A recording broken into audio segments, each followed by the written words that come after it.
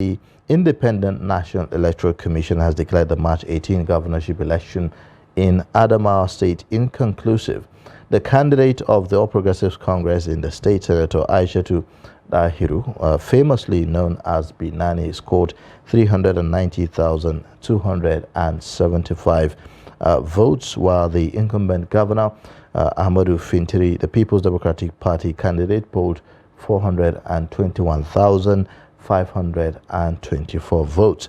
Now, INEC declared the election inconclusive due to the margin of votes in that election. So far, the results of the governorship polls have been announced. The APC takes the lead with 14 states, and the PDP with 5 states.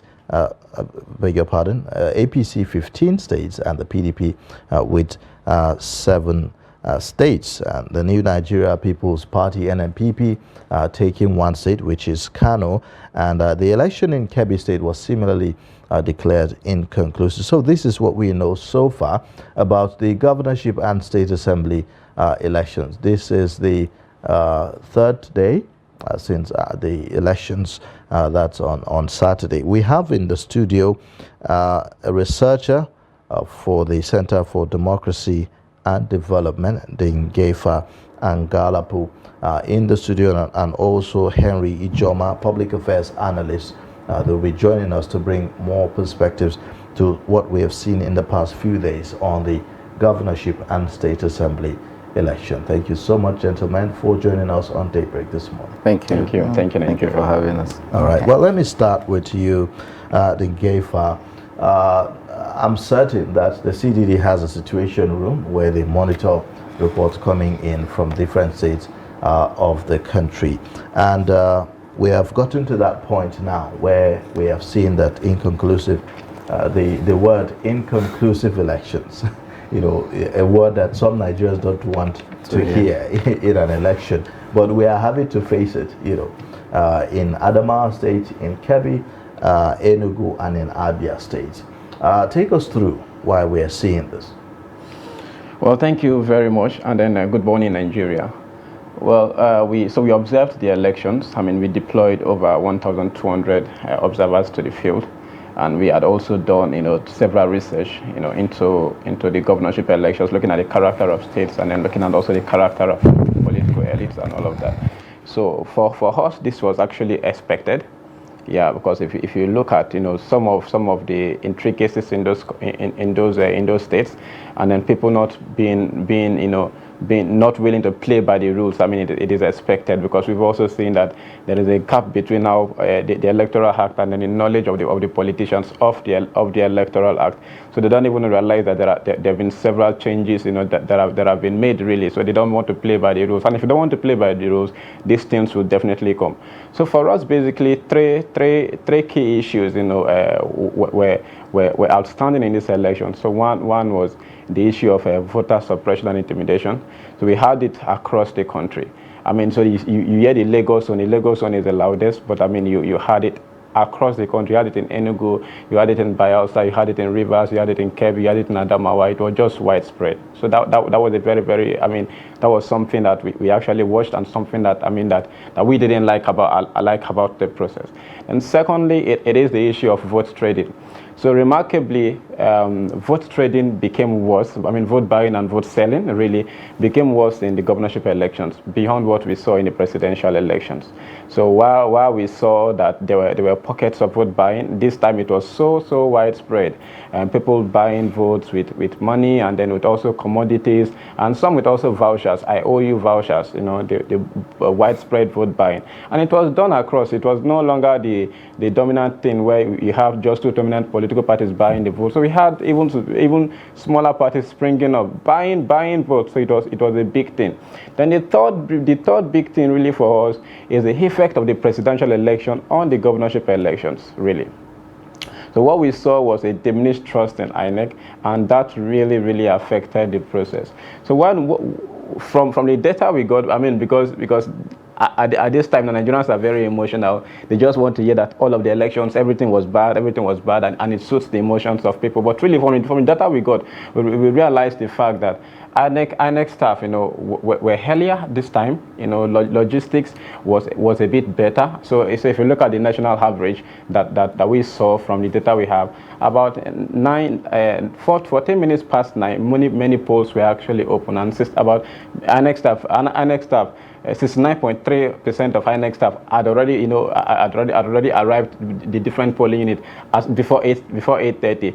So for us, that was a good thing. But the diminished trust in INEC affected the whole process. People did not want to give INEC a chance, and that affected the process. So people did not want to come out as they would, and that also affected the way INEC, was able to convince people. So we saw in Cross River State where INEC staff was killed, and I also saw in Imo State where some were actually kidnapped, abducted. So for us, it's actually a very serious thing. So really, there are three key things. Like I said, we had the issue of vote buying, we had the issue of voter suppression and all of that, the violence, and also the security issues. Because really for us, this election, that the last governorship election, borders on security. So for us, the security agencies had to have stepped up. Although we had situations where in Bayelsa State, people were Operation Delta Safe arrested some people. They were impersonating the military in the Nembe local government.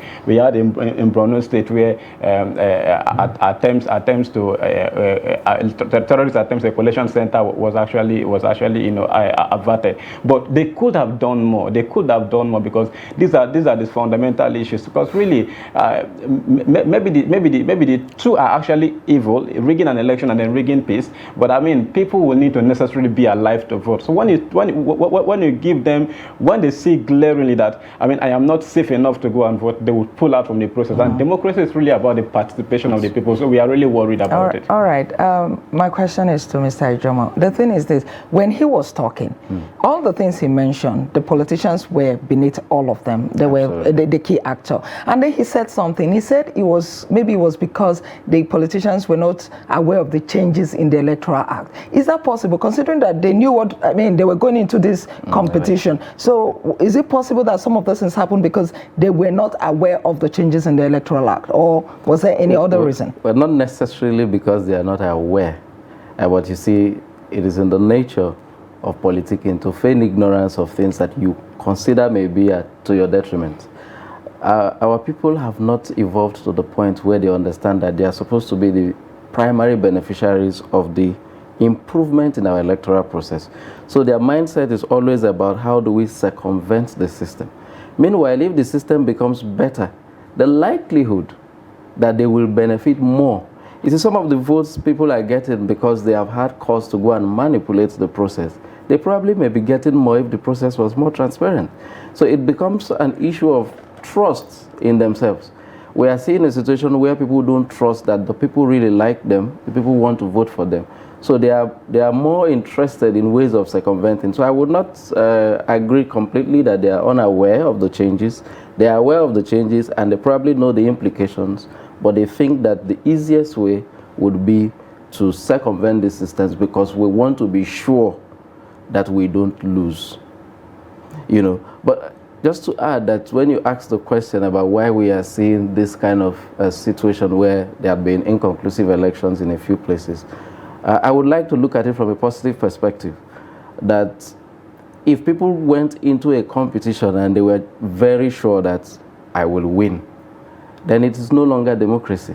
You're going into a competition where everybody is seeking to be endorsed by the people. So you know that definitely if this is democracy, people will have their preferences across board, whichever party, whichever personalities. So you are going to see stiff competition like we have seen. I think it is a sign of improvement, so to speak, that we are able to have situations where elections are considered to be inconclusive. In the sense, like if you take Adamawa, for instance, the consideration is more about the margin of win. To say, okay, so we have a lot of cancelled votes, or places where votes did not happen at all that have a reasonable number of accredited persons who have collected PVC who, if they voted, could determine the actual outcome of the elections. If you look at it from the standpoint of a neutral person who seeks to see that our democracy improves, and that is something positive. But for the real actors in the system, some may begin to think that, oh, because we are in the lead, this has to be manipulated to favor the other persons. I would like that we look at that as some of the positives of the growth of democracy. All right. Now, in terms of the process, disruption of the process, and the safety, violence, and the thuggery that we've seen in these state elections, is it to be expected? And to be specific, it looks more like we had those cases more dominant in the southern part of the country. I don't know, but I may be wrong. But in your assessment, what exactly happened that we saw the kind of thuggery that we saw in some of the states? Yeah, well, first and foremost is the case of desperation. Our people are absolutely desperate. But the last time I was here, I hinged on the point that democracy is a little bit of intellectual work combined with freedom. You cannot have a democracy where people do not think about the process, where people do not think about the implication. If we are prepared to practice democracy, then it has implications on how things happen. It has implications on all, so if we agree that we want to practice democracy, then it means we are agreeing that even if this person is not the preferred candidate, if this person is not the most prepared for a position, if the greater population of people want him, then that is the person we should go with. People must now begin to think of the implication of democracy and be prepared to accept the outcomes. You had this predominant issue of thuggery in the South because in some sense, we have people who had tried to groom individuals, preparing them for all kinds of violent engagements. You have people who think that when you have these bouncers, you have these guys who have watchers to fight for you, then that's how you can make progress. Besides, even in the places you see this in the South, are the places where it looks like the stakes are really high in terms of the economy of the state and, of course, the rivalry between the competing persons. But most importantly is what we have done to our population.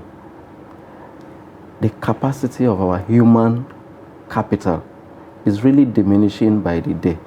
In a situation where you can have people who volunteer themselves to go and do things that are unspeakable just because you want somebody to win an election, just an election.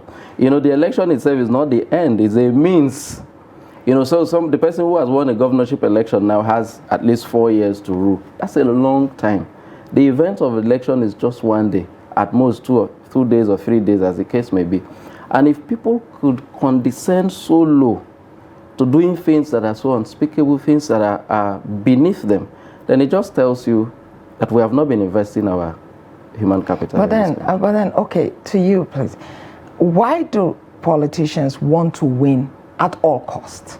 Why is it so important to win? Because when you go into a competition, it's either you win or you lose. But in Nigeria, it appears as if they want to always win, and that is why we have some of those problems that we have. Yeah. First, we first must understand the existential conditions in Nigeria, the predominant value system in Nigeria. So we've seen a situation where we have a very low democratic culture. So democracy is about win and lose, and many people have not come to the terms with the fact that, sometimes I can win, sometimes I can lose. And really it is also about, politicians not serving the needs of the people. So, when you have not served the needs of the people appropriately, you are always afraid to go back to them. When you can't go back to them, you look for all means possible, to subvert the process. It is really about the democratic culture. So for example, let us look at governance as an hat. Every hat ought to benefit its object. For example, the ultimate beneficiary of medicine is the patient, really. So if you look at that, if you look at the politicians, you will see that governance ought to benefit the citizens ultimately. But when you do not have the skill, the requisite knowledge to benefit the citizenry, you become so afraid. And the second thing is how we play politics in Nigeria. So politics is mixed with lots of ethnicity, and the fact that the capture of power serves private ends and sectional interests. So you feel that, I mean, it is only when someone from an ethnic group gets into power that I will possibly benefit. It is only when someone from a religious group gets into power that I will possibly benefit. And when you see politics that way, you become so angry when someone from your ethnic group is not winning. You become so angry when you see someone from a religious group not winning, because for you, for the next 4 years, it is done.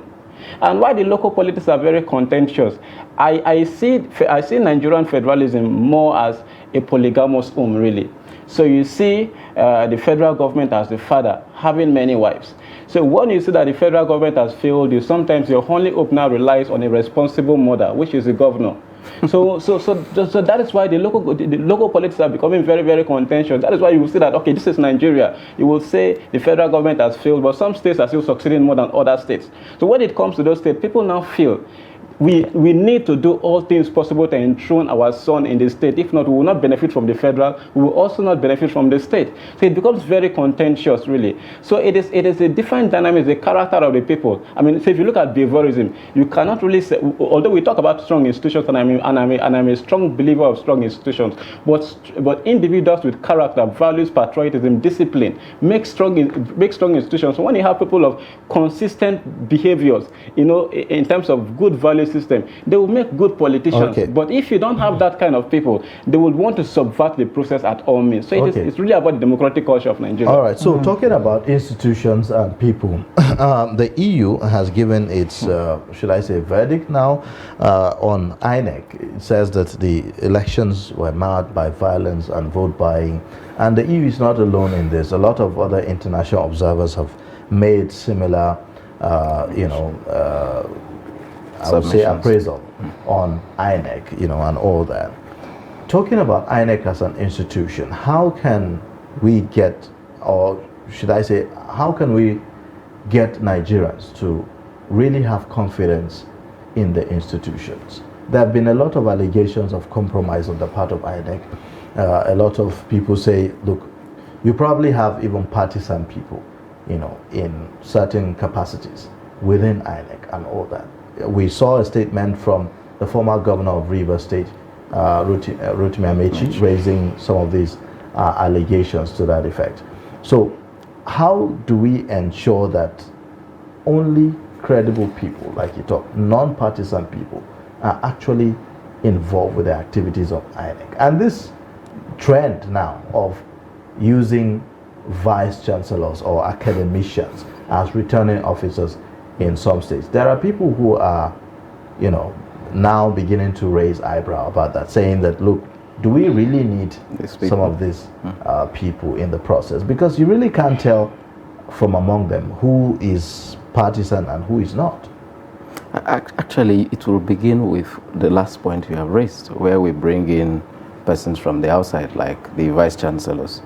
You see, INEC is a huge structure that is supposed to be completely independent, and they have rules of engagement for their staff. I know that when you hire these people from the outside, yes, you're expecting that they will be equally independent in their own thinking and mind, but it will benefit us more if our elections are concluded and superintended over by people who are considered to be INEC staff, who probably have signed to certain rules or codes of conduct.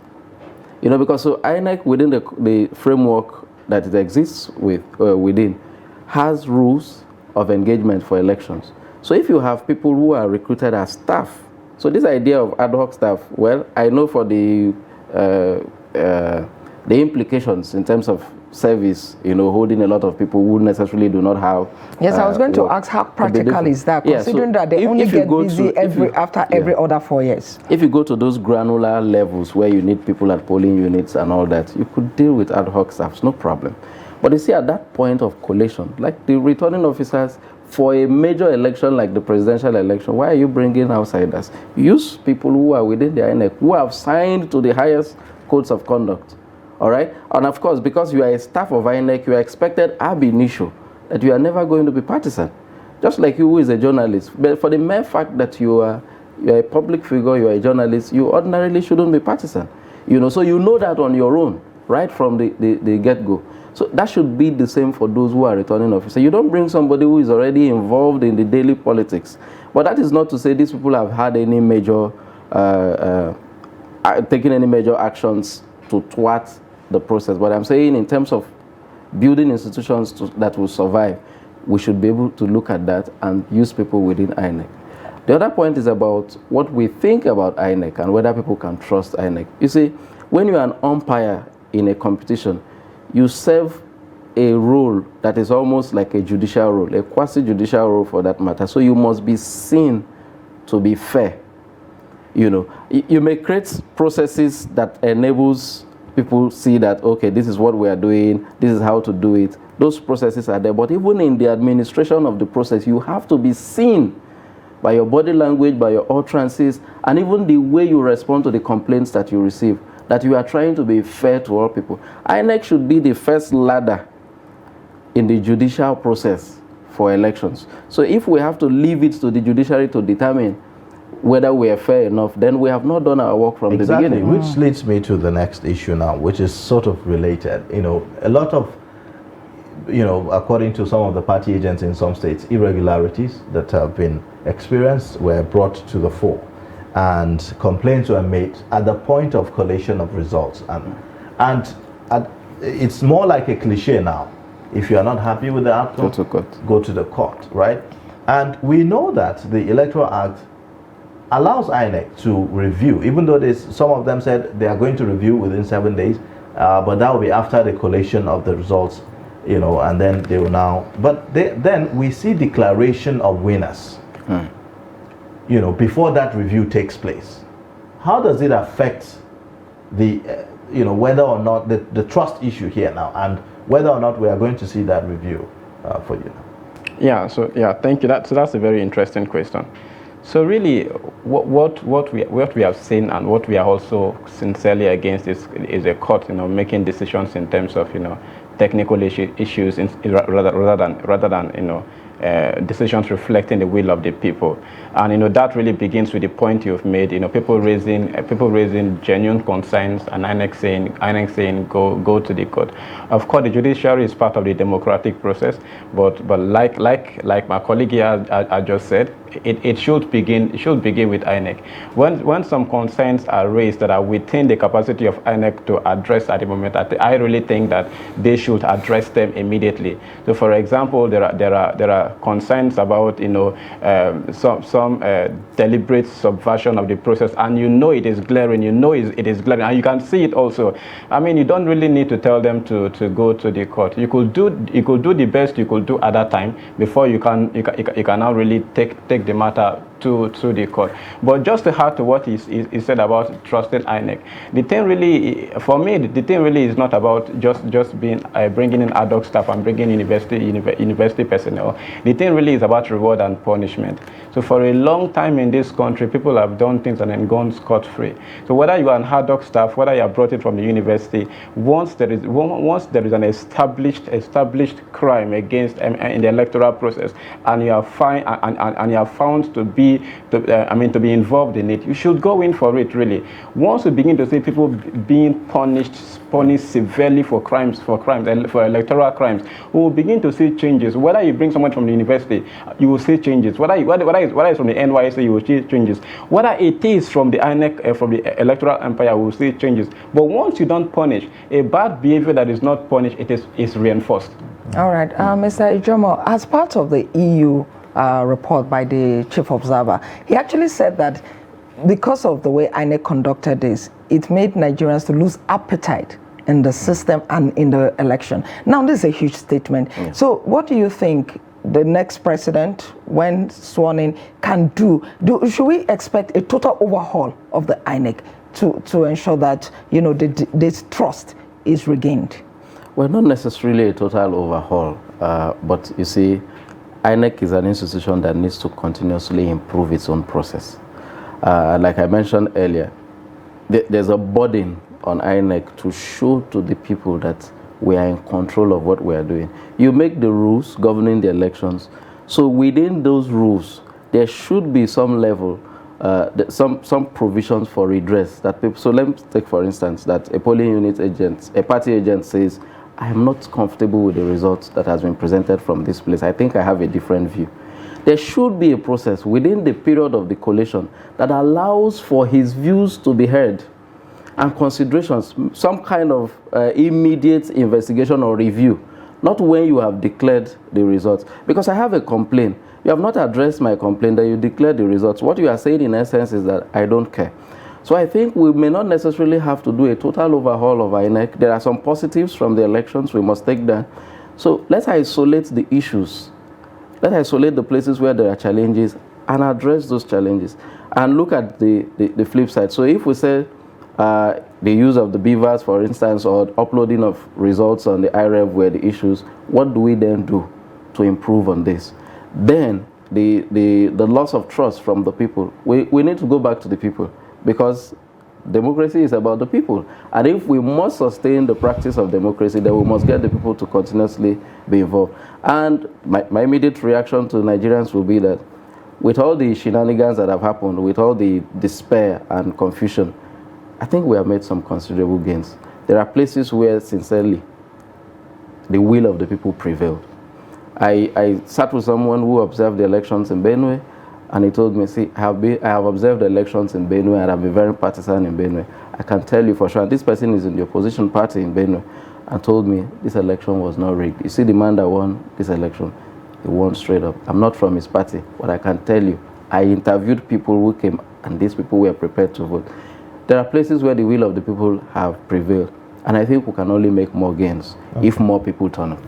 Okay, so at the end of the day, we have a big issue here. We always, when we have discussions like this, come up with recommendations and, contributions and suggestions as to what's the way out and what we need to do. But someone needs to implement those. Someone needs to take seriously all these things.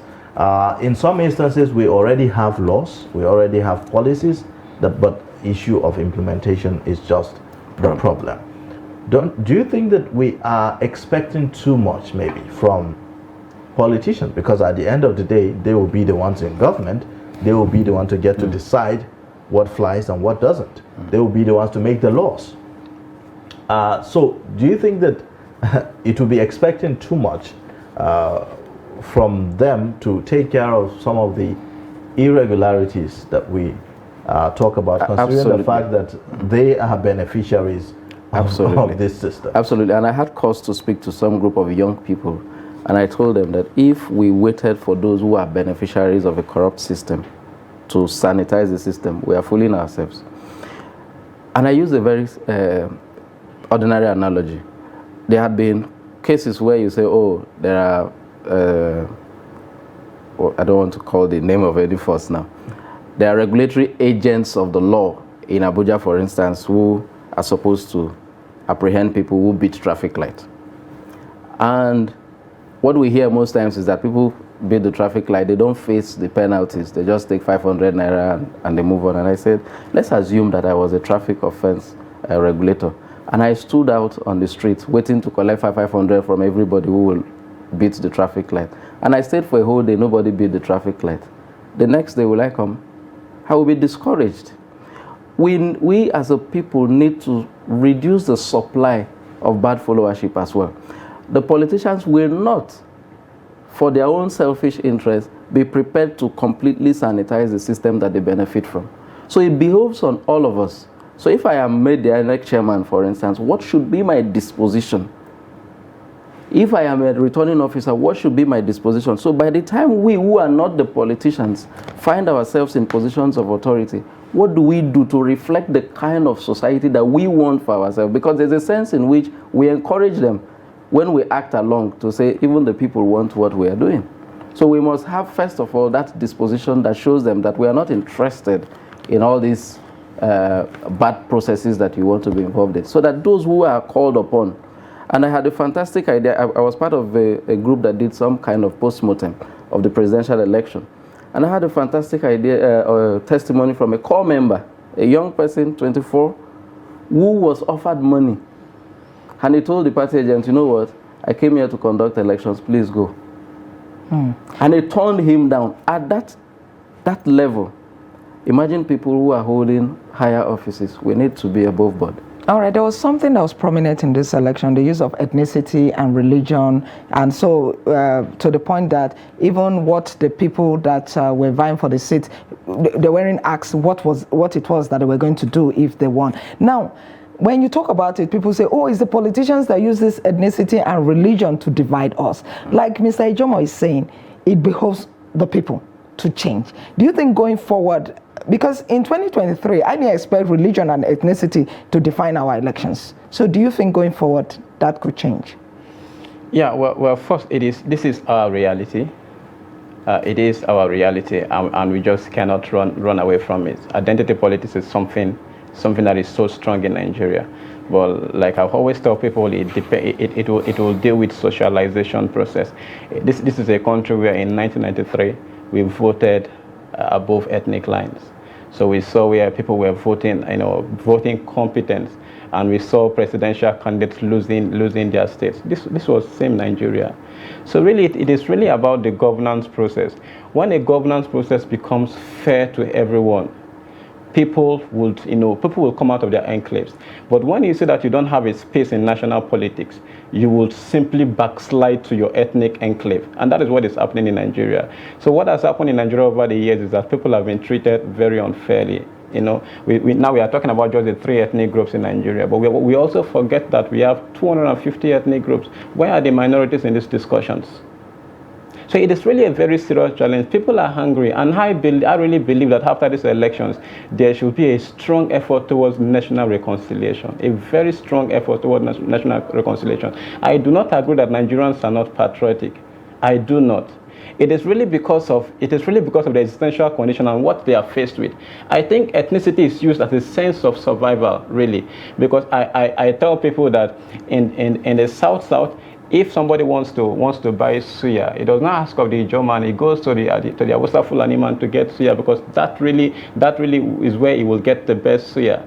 And so really, if I go to the hospital too, I don't ask whether the man is an Igbo man or a Yoruba man. I just want to get treated, really. So it is really about all of these things. We cooperate in several ways, really, but it is something that the politicians are using to divide the people, and it is because of they are creating lack, really. So I have a postulation, really, that the reason why ethnicity holds sway in this country is the lack of production. Production is at the barest minimum. So for example, if the Ajokita still was working properly, and then we have different ethnic groups working in that place, we will better interact. If the railways and the roads that lead the north to the south are well connected, we will not be judging each other based on media framing, social media framings. I can come to the north and realize the fact that, oh, the northern people are very good people. You can come to the south and then go back and know that the southern people are very good people, but the road that should even connect us are bad. The production process that we should work together are bad. So how do we do this thing? So for me, it is really about reconciliation, and we need to deal with production. The Dangote refinery,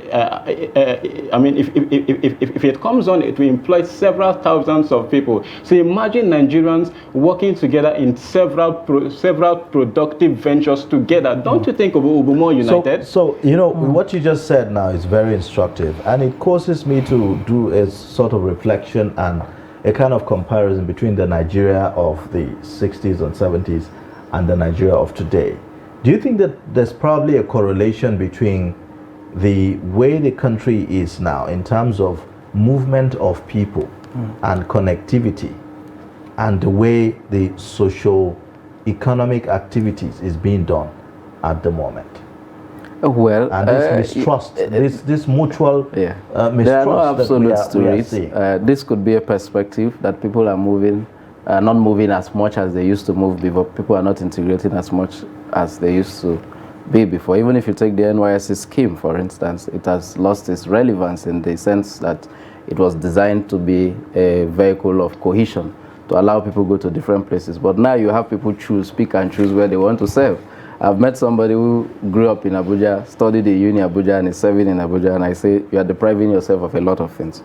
But I would say that I think we need to raise our consciousness, about who we truly are. The economic issues might be there, and I'm not taking that away. But I think we're beginning to retrogress in some sense, where we are looking at things from very narrow perspectives about ethnicity and religion. Because there's what you said about socialization and framing, social framing, is that there is a sense in which even if the politicians who you would think that are using these things as tools are pretending, there's a sense in which the people who listen to them, who do not have the capacity to criticize this, to interrogate it, will believe it. And you see the frenzy, the outburst we have seen in the last few days about people becoming ethnic champions is actually something that points to the fact that people are believing themselves. Because you will not see someone who is speaking with so much conviction about something that is completely wrong and equally comes out and tells you, I owe nobody apologies for what I have said. There's a sense in which they are beginning to believe themselves. How much more for those who are not as educated as them? So I think that we have a responsibility to begin to speak to the consciousness of our people, that we must go beyond that. But do you think that the change between the 60s and 70s and now has anything to do with our general value system? Well, I am one of the persons who really feel bad each time we have to talk about Nigeria today and we have to make comparisons of what has happened in the past. Because you know that the population was lower and we had just a few elites who probably at that time were even more altruistic in their approach to things. I think that in those days there was more education, and by education I'm not talking about literacy. There was more education in those days than it is now. You see an average person who can read and write, but who does not understand what he or she is saying, the implications of what they are saying. The 1960 Nigeria may have been good if we put it in context, in comparison with what we are seeing now. But I think that the people are largely the same. What it meant is that our values did not move from where it was. If where we are now is what we are seeing, then it means we really never changed. All right. Well, thank you so much, gentlemen, for joining on Africa Update and sharing these deep insights, really, I must say, because there's a connection in virtually all that we do as Nigerians with what we see even in our political space. Thank you so much, Dingefa Angalapu. He's a researcher with the Center for Democracy and Development, and also Henry Ijoma, who is a public affairs analyst. Thank you for joining us on Africa. Thank you so much for having us. Thank you.